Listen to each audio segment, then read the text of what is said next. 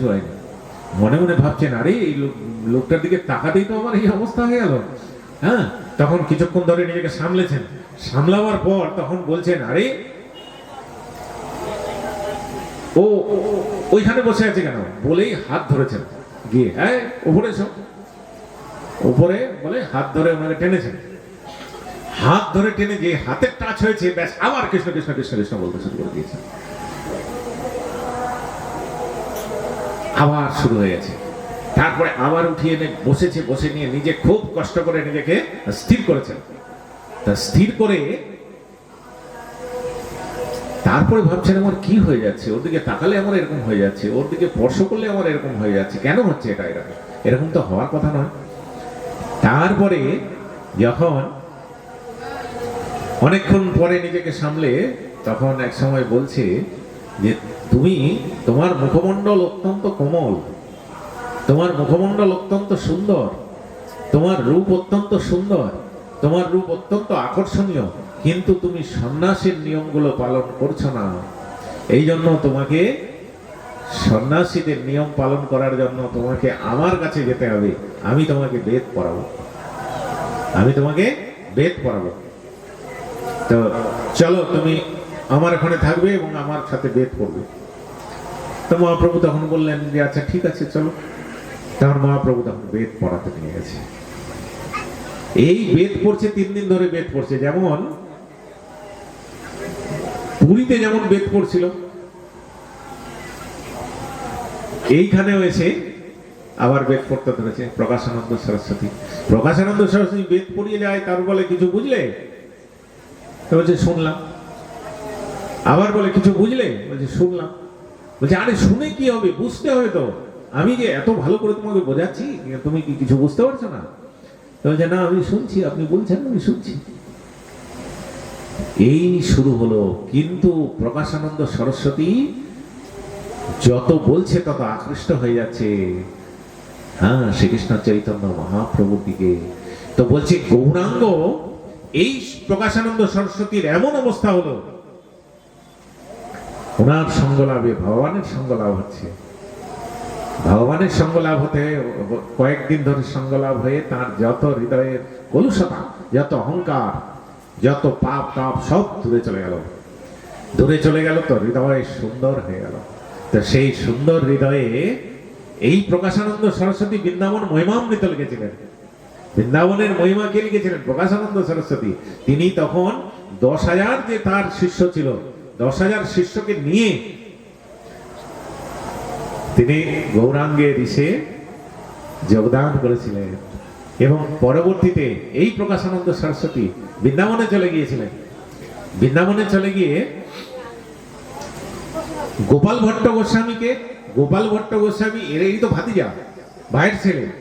গোপাল ভট্ট গোস্বামী তখন বৃন্দাবনে, প্রকাশানন্দ সরস্বতী ও কৃষ্ণ প্রেমে বিভোর হয়ে বৃন্দাবনে, সন্ন্যাসীর সব গেছে। এদিকে গোপাল ভট্ট গোস্বামী কি করেছে, একদিন মাধুকরী করে খেত। তখন মহাপ্রভু বললেন যে তুমি মাধুকরী করবে, মাধুকরী করে বৃন্দাবনে থাকবে, মাধুকরী করবে। তো মাধুকরী করতে একদিন প্রকাশানন্দ সরস্বতী গিয়েছে কোথায়? এক ব্রজবাসীর ঘরে। তো ব্রজবাসীর ঘরে যে মাধুকরী করতে গিয়েছে, এইবার কি হচ্ছে দেখেন। মাধুকরী করতে গিয়ে জয় রাধে শ্যাম বলে ঢুকেছে। ঢুকে গিয়ে দেখছে ব্রজবাসী যে মহিলা, হ্যাঁ ব্রজবাসী মা যে ই করছে, ও রুটি করছে।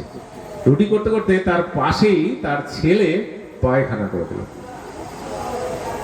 তার পাশেই তার ছেলে, ছোট্ট ছেলে, পায়খানা করে দিয়েছে। করে দিয়েছে তখন ওই হাতেই তখন এসে ওরা ভালো করে পরিষ্কার করে ফেললো। ফেলে দিয়ে আবার হাতটা ধুয়ে আবার রুটি করে, আবার যেই ঢুকেছে রাধেশ্যাম বলে তখন রুটি আবার বোঝায় না, হ্যাঁ এলো লেলো রুটি দিতে এসছে। তখন প্রকাশানন্দ সরস্বতী তখন বলছে যে না, রুটি নেওয়া যাবে না, এই তো এখনই তো এই পায়খানা ফেললো, আর ওই হাতেই একটু খালি জল দিয়ে ওই হাতে আমাকে আবার রুটি দিতে আসছে, এই রুটি তো আমি নিতে পারবো না, বলে চলে এসছে। চলে এসে কিছু দূর এসছে, কিছু দূর এসে ভাবছে ফের ব্রজবাসীদেরকে ফের অপমান করা হবে রুটিটা না নিলে। আবার যদি এসছে তো তখন দেখছে কি যে ওই ব্রজবাসী মহিলা, ব্রজবাসী মা একটা স্তনে ওই ছেলেকে দুধ খাওয়াচ্ছে, আর একটা স্তন দেখছে যে গোপাল এসে দুধ খেয়ে চলে যাচ্ছে, আর একটা স্তনে স্বয়ং গোপাল এসে দুধ খাচ্ছে, আর একটা স্তন ওর নিজের ছেলেকে খাওয়াচ্ছে। এই দৃশ্য দেখেও তো হতবাক, আরে কি ব্যাপার। তখন গোপাল কিছুক্ষণ পর উঠেছে, ওখান থেকে দুধ খাওয়া ছেড়ে দিয়ে এর কাছে এর দিকে দেখছে, প্রকাশানন্দ সরস্বতীর দিকে দেখছে, দেখে বলছে যে এরা ব্রজবাসী, এরা সবসময় শুদ্ধ, এরা সবসময় শুদ্ধ। তো বলছে যে এই জন্য এরা যা দিচ্ছে তা নিতে হবে। হ্যাঁ, এদের অশুদ্ধি বোধ নেই, এদের হাতে আমি খাই। ফলে তোমরা যারা বাইরে থেকে এসেছো, যারা মাদুগুরি করতে এসেছো, তারা যেভাবেই এরা যেভাবেই যে আচরণই করুক না কেন, এদের কাছ থেকে তোমাদেরকে মাদুগুরি নিতে হবে। এই কথাটা গোপাল শুধু চোখের দ্বারা বলে দিলেন প্রকাশানন্দ সরস্বতীকে। তখন প্রকাশানন্দ সরস্বতী তখন গিয়ে হাঁটু গেড়ে বলছে, মা মাদুগুরি দাও। তখন আবার সেই হাতেই তখন এদিকে ছেলেকে দুধ খাওয়াচ্ছে, এদিকে ওই অবস্থা, এই করে তখন দুটো রুটি নিয়ে তখন ওকে প্রকাশানন্দ সরস্বতীকে দিলেন। সেই প্রকাশানন্দ সরস্বতী কেন হলো, যে গৌরাঙ্গ মহাপ্রভুর শুধুমাত্র স্পর্শে, শুধুমাত্র দর্শনে, যার দর্শনে, হ্যাঁ, যে এক বৈষ্ণবের দর্শনেই তো কত লাভ হয়, তার মধ্যে যদি ভগবানের দর্শন হয় তাহলে তার আর কত লাভ হয়। তো ফলে এই দর্শন দিয়েই মহাপ্রভু কত কত লোককে বৈষ্ণবতায় পরিণত করেছিলেন। হ্যাঁ, কত কত লোক বৈষ্ণব হয়ে গিয়েছিল, সব ছেড়ে ছুড়ে দিয়ে সব বৈষ্ণব হয়ে গিয়েছিল না। বৈষ্ণব ভক্ত হওয়া চারটিখানি কথা গো, চারটিখানি কথা নয়। ভক্ত হতে গেলে সব ছেড়ে দিতে হয়। নিজের খাওয়া দাওয়া, স্বাদ আস্বাদ, এগুলো তো ছাড়তেই হয়। এগুলো তো সাধারণ ছাড়া, খাওয়া দাওয়া ছাড়া মানে সাধারণ ছাড়া। বংশের লোক আর যোগাযোগ রাখা যায় না। আশপাশের লোকেদের সাথে যোগাযোগ রাখা যায়। হ্যাঁ, কত কত বিয়ে হচ্ছে, এই বাড়িতে বিয়ে, ওই বাড়িতে বিয়ে, ওই বাড়িতে বিয়ে, কত নাচানাচি, কত এই ভক্তরা যেতে পারছে, ওখানে গিয়ে বসে খেতে পারছে। সারা দিক থেকে ভগবান না করে দেয় ভক্তদেরকে। হ্যাঁ, ভক্তদেরকে একদম যে কোনো দিকেই তোমরা আর যেতে পারবে না, বলছে শুধু আমার দিকেই এসো। যে আমার দিকে আসতে গেলে সব দিক ছাড়তে হবে, সব দিক না ছাড়লে আমার দিকে আসা যাবে না। তুমি যদি মনে করো সব দিকে ওই ভোজ বাড়িতেও খাবে, ওই নিজের অমুক বাড়িতেও যাবে, অমুক বাড়িতেও যাবে, আবার ফের আমার এখানে এসে হরি হরি রাধে রাধে বলবে, বলছে যে তাহলে হবে না, বলছে তাহলে হবে না, বলছে তাহলে তোমাকে একটা সাইড তোমাকে নিতে হবে। যার জন্য বাসুদেব ঘোষ যখন শুনলেন, বাসুদেব ঘোষ মহাপ্রভুর কীর্তনিয়া, বাসুদেব ঘোষ যখন শুনলেন মহাপ্রভু আর নেই। বাসুদেব ঘোষের বাড়ি কোথায়? অগ্রদ্বীপে বাড়ি, নদিয়ার পাশে, নবদ্বীপের পাশে যে অগ্রদ্বীপ, সেই অগ্রদ্বীপে বাড়ি, 3 ভাই, মুকুন্দ, গোবিন্দ, বাসু ঘোষ। তো বাসু ঘোষ তখন চলে গিয়েছিলেন মেদিনীপুরে। তখন সবাই মিলে বললো যে তুমি একটা বিবাহ করো। তখন একটা ভক্ত মেয়েকে বিবাহ করলেন। তো ভক্তদের বিবাহ, অত বড় উন্নত স্তরের ভক্তদের বিবাহ যা হয়, সেই মেয়েও সেই রকম, সেই উন্নত স্তরের, আর সেই বাসুদেব ঘোষ সেই উন্নত স্তরের। এর সাথে শুধু ভক্তির যোগাযোগ ছিল, আর কোনো যোগাযোগ, শারীরিক কোনো যোগাযোগ ছিল না। তো সেইখানে যেই বাসুদেব ঘোষ শুনলেন যে আরে মহাপ্রভু নেই, যেই দিন শুনলেন মহাপ্রভু নেই, সেই দিনই বাসুদেব ঘোষের প্রাণটা এমন ভাবে কেঁদে উঠলো। হ্যাঁ, বলছে মহাপ্রভুকে আমি দেখবো, বলছে আমাকে দর্শন দাও, আমাকে দর্শন দাও বলে কেঁদে উঠলেন। আর এমন ভাবে পাগলের মতো তখন বিচরণ করতে লাগলেন। সবাই বললো যে কি হয়ে গেল? হ্যাঁ, তখন বললেন যে না, আমাকে দর্শন পেতে হবে মহাপ্রভু। তখন বললেন, ওনার স্ত্রীকে বললেন যে চলো আমরা দুজন মিলে একটা জায়গা করবো, আমি জীবন্ত সমাধি নিয়ে নেব। জীবন্ত সমাধি নিতে গেলেন বাসুদেব ঘোষ। খুললেন সমাধির জায়গা, খুঁড়ে ফেললেন, গর্ত খুললেন, বিরাট গর্ত খুঁড়ে ওখানে শুয়ে গেলেন। আর ওনার স্ত্রীকে বললেন, দেখেন স্ত্রী কত উচ্চ স্তরের স্ত্রী, বললেন তুমি মাটি দাও, আমাকে মাটি দিয়ে দাও, আমি এখানেই সমাধি নিব, আমি মহাপ্রভু বিহনে আমি আর থাকবো না। তখন এদিকে মাটি দিচ্ছে, মাটি দিয়ে যাচ্ছে, ওর বউ স্ত্রী মাটি দিয়ে যাচ্ছে। এমন সময় মহাপ্রভু গৌর গোপাল রূপে মহাপ্রভু এসে হাজির, ওখানে ছোট্ট গৌর রূপে মহাপ্রভু এসে হাজির। যে কি করছো, কি করছো? বলছে আমি সবসময় তোমার সঙ্গেই আছি। বলছে আমি কোথাও যাইনি, আমি সবসময় তোমার সঙ্গে আছি। তো এইটা বলতে গিয়ে তখন মহাপ্রভু বাসুদেব ঘোষ তখন ওই কীর্তন করছিলেন ওখানে দাঁড়িয়ে। কীর্তনটা কিরকম ভক্তদের জন্য, গৌরাঙ্গ তুমি মোরে দয়া না ছাড়িও,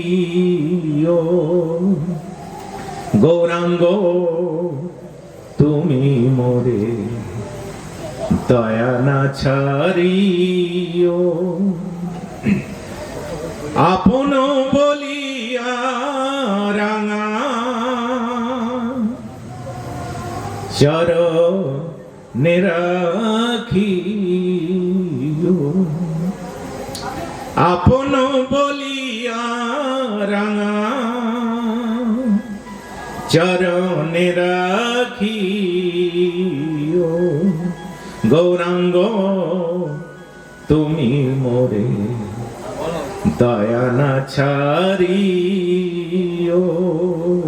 গৌরাঙ্গ তুমি মোরে দয়া না ছাড়িও, তোমার চরণ লাগি সব ত্যাগিলু,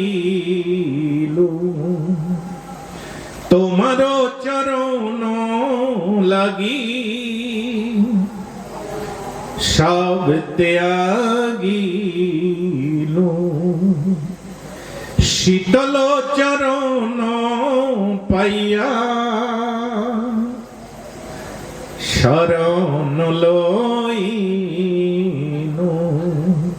গৌরাঙ্গ তুমি মোরে দয়া না ছাড়িও, গৌরাঙ্গ তুমি মোরে দয়া না ছাড়িও, একুলে অকুলে মুই দিল তিলাঞ্জলি, একুলে অকুলে মুই, যারা কৃষ্ণ ভক্ত হয়ে যায় একুল অকুল থাকে, আর একুল অকুল কিছু থাকে না, নিজের কুল থাকে, নিজের কুল থাকে না, কুল নষ্ট হয়ে যায়। কুলের সঙ্গে ওঠা বসা আর হয় না, কুলের সঙ্গে খাওয়া ওঠা বসার সম্পর্ক, খাওয়া দাওয়ার সম্পর্ক। তো যারা গৌরাঙ্গীয় ভক্তি মার্গে যারা চলে যায় তারা কুলের সঙ্গে আর খেতেও পারে না, কারোর সাথে খেতে পারে না। ওই জন্য এ কুলে ও কুলে দুই কুলেই তো আমি দিল তিলাঞ্জলি, আমি তো সব কিছুর থেকে ছেড়ে দিলাম। হ্যাঁ, এ কুলে ও কুলে মুই দিন তিলাঞ্জলি, রাখিও চরণে মোরে আপনার বলি, রাখিও চরণে মোরে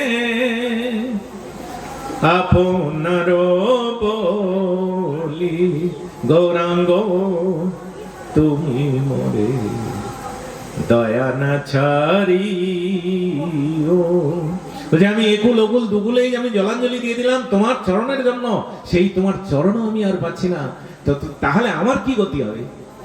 হ্যাঁ, আমার তো সব কুল গেল, আবার তোমার চরণের লাগি, কিন্তু তোমার চরণ লাভ হলো না, তোমার মুখ দর্শন আমার লাভ হলো না, তাহলে আমি কি করবো? এই প্রাণ রেখে আর কি করবো? এই প্রাণ আমি জলাঞ্জলি দিয়ে দেবো, প্রাণও জলাঞ্জলি দিয়ে দেবো। বাসুদেব ঘোষ বলে চরণে দরিয়া, বাসুদেব ঘোষ বলে চরণে দরিয়া, কৃপা করি রাখো মোরে পদ ছায়া দিয়া, গৌরাঙ্গ তুমি মোরে দয়া না ছাড়িও, আপন বলিয়া রাঙা চরণে রাখিও, আপন বলিয়া রাঙা চরণে রাখিও, গৌরাঙ্গ তুমি মোরে দয়া না ছাড়িও। তো তখন মহাপ্রভু এই কীর্তন শুনে তখন মহাপ্রভু তখন আর থাকতে পারলেন না। লাস্ট যাওয়ার আগে এই কীর্তন করছেন, এই কীর্তন শুনে মহাপ্রভু আর থাকতে পারলেন। মহাপ্রভু বলছেন সঙ্গে সঙ্গে গৌর গোপাল রূপ ধরে চলে এসছেন, এসে নিয়ে বলছে আরে আমি সবসময় তোর সঙ্গে আছি, বলছি যখনই চাইবি আমি দেখা দেবো, আমি সবসময় তোর সঙ্গে তোকে আগলে রেখেছি। বলছি তুই এই ভুল করিস না, তুমি ওঠো। হ্যাঁ, তখন ওখান থেকে উঠে এলাম, হ্যাঁ ভগবানকে দেখলো, তারপরে ওখান থেকে উঠে এলাম। এই ধরনের কতখানি ই ছিল, যার জন্য ভগবানকে বললো যে আমি সব ছেড়ে দিলাম তোমার চরণের জন্য, কিন্তু তোমাকেও যখন পেলাম না আমি এই দেহ আর রাখবো। তো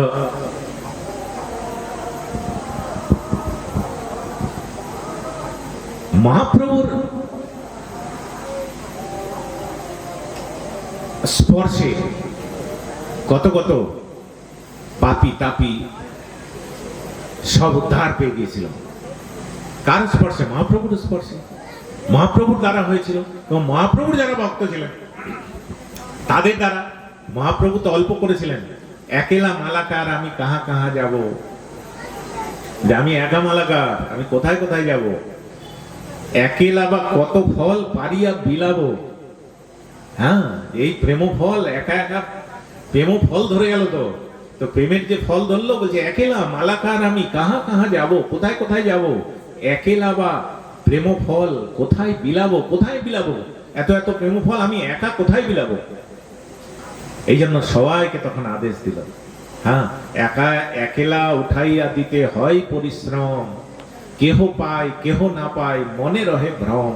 বলছে কেউ পাবে অথবা কেউ পাবে না, বলছে এখানে তো সবার জন্য, আবাল বৃদ্ধ বনিতা সকলের জন্য আমি এই প্রেম ফল দিতে এসেছি, এটা কেউ পাবে কেউ পাবে না এ না। তো এই জন্য সবাই মিলে তখন নবদ্বীপে আরম্ভিল ফলোদ্যান কর্ম। হ্যাঁ, এই ফলের উদ্যান লাগাতে শুরু করলো সবাই, সব ফল ফল গাছ হচ্ছে, আর শাখা পোশাখা সব হচ্ছে। সেই শাখা পোশাখা থেকে এই অদ্বৈত প্রভুর শাখা পোশাখা, নিত্যানন্দ প্রভুর শাখা পোশাখা, এই বিভিন্ন প্রভুদের শাখা পোশাখা, প্রভুদের শাখা পোশাখা সব প্রভু অংশ। আবার যারা মহাপ্রভুর সঙ্গে যে 64 মহন্ত এসেছিলেন তাদের যারা শাখা পোশাখা, তারা সব গোস্বামী পরিবার। আর তার সঙ্গে যারা ব্রাহ্মণ ছিলেন, অষ্টকবিরাজ, 6 চক্রবর্তী, এনাদের যতই, এরা সব আচার্য বংশ। এইভাবে বিভিন্ন ভাবে সব শাখা পোশাখা হতে ধরলো। সেই শাখা পোশাখা হতে হতে সারা পৃথিবী ব্যাপী সেই শাখা পোশাখা ছড়িয়ে গেল। আজকে সারা পৃথিবীতে হরিনাম হচ্ছে কিনা? সারা পৃথিবীতে এমন কোন জায়গা আছে যেখানে হরিনাম হচ্ছে না? সমস্ত জায়গাতে হরিনাম হচ্ছে, সমস্ত দেশগুলোতে হরিনাম হচ্ছে, যেগুলোতে কেউ কোনোদিন কল্পনাও করতে পারেনি যে এখানে হরিনাম হবে, সেই সমস্ত জায়গাগুলোতে। যার জন্য মহাপ্রভু শুধু একবার বলেছিলেন, পৃথিবীতে আছে যত নগরাদি গ্রাম সর্বত্র প্রচার হইবে মোর নাম। বলছে যত নগর আছে, যত গ্রাম আছে, সমস্ত জায়গায় আমার এই নাম প্রচার হয়ে। মহাপ্রভু যখন জিজ্ঞাসা করছে যে আপনি যখন এখানে থাকবেন না তখন কি হবে, বলছে আরে কি হবে, পৃথিবীতে আছে যত নগরাদি গ্রাম সমস্ত জায়গায় আমার নাম প্রচার হয়ে যাবে। এবং সবাই এই যে প্রেম ফল, এই যে প্রেমের বৃক্ষ যেটা আমি পুঁতে দিয়ে গেলাম, এই প্রেমের বৃক্ষের থেকে যে প্রেমফল পাবে সেই প্রেমফল সবাই আবাল বৃদ্ধ বনিতা যত কাঙাল থেকে শুরু করে যারা কোনোদিন কিছু পায়নি, যারা কোনোদিন এই জায়গাগুলো থেকে বঞ্চিত ছিল, তারাও সকলে এই প্রেমফল কুড়াতে থাকবে, আর এই প্রেমফল কুড়িয়ে তারাও সকলে ধন্য হয়ে যাবে। তো ফলে মহাপ্রভুর বৈষ্ণব দর্শনে যে ফল হয়, মহাপ্রভুর দর্শনে তার কোটি ফল হয়। তো মহাপ্রভুর রাধাকুণ্ডে এক মহান্ত ছিলেন। তো রাধাকুণ্ডের মহান্তর কাছে একজন এসছে,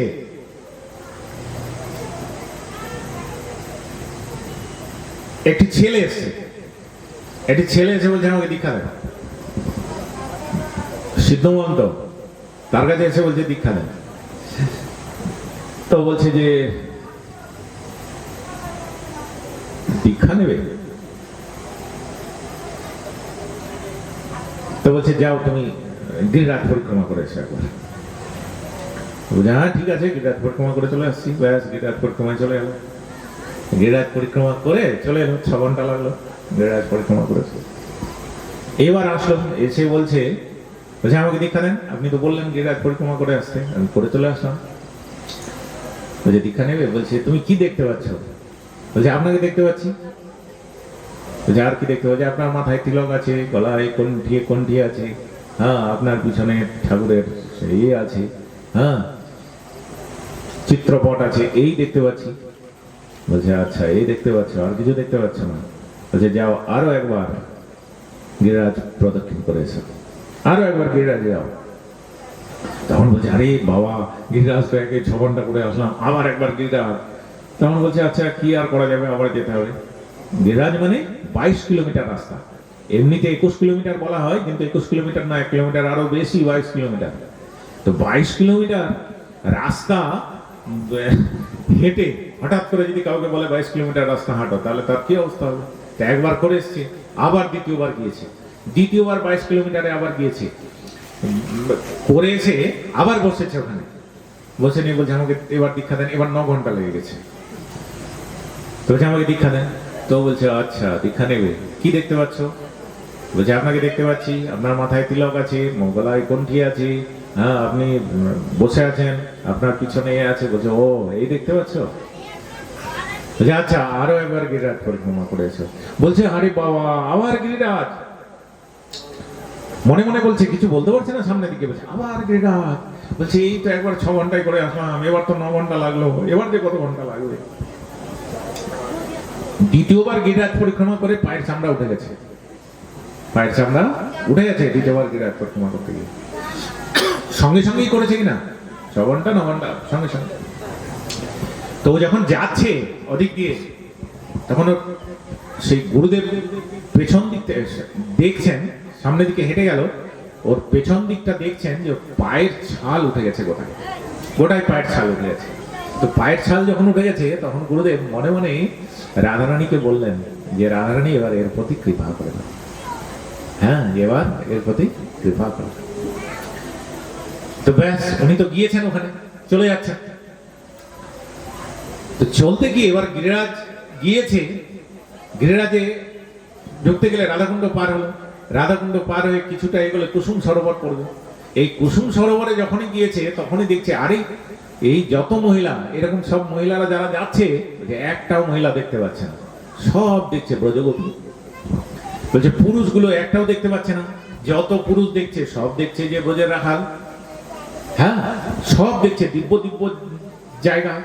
এদিকে গিরিরাজের দিকে তাকাচ্ছে, তো দেখছে যে দিব্য দিব্য জিনিস, হ্যাঁ সব সখারা নেমে আসছে, সেই হাজার হাজার গায়েরাল সব গাভীরা সব নেমে আসছে, বৎসরা নেমে আসছে, কি সুন্দর করে তাদেরকে সাজানো, হ্যাঁ তার মধ্যে এদিকে রাধা কৃষ্ণ, এদিকে বিভিন্ন, একদিকে সখারা, একদিকে সখীরা, একদিকে নৃত্য করছে, একদিকে একদল উপর থেকে নিচে নামছে, আবার একদল নিচ থেকে উপরে যাচ্ছে। বলছি কি দেখছি আমি? বলছি একটু আগে তো আমি পরপর 2বার দিয়ে গেলাম, এই সব তো আমি দেখতে পাইনি। বলে ও তত আস্তে আস্তে আস্তে আস্তে এগোচ্ছে, যেখানেই যাচ্ছে যেখানেই দেখছে হাঁ করে তাকিয়ে আছে, হাঁ করে তাকিয়ে থাকছে সব জায়গায়, আরে কি ব্যাপার। তো তখন এইভাবে আবার আস্তে আস্তে একটু যাচ্ছে, আবার সবকিছু ওই দিব্য, সব দিব্য। বৃন্দাবন দিব্য চিন্তামণি ধাম, বৃন্দাবন।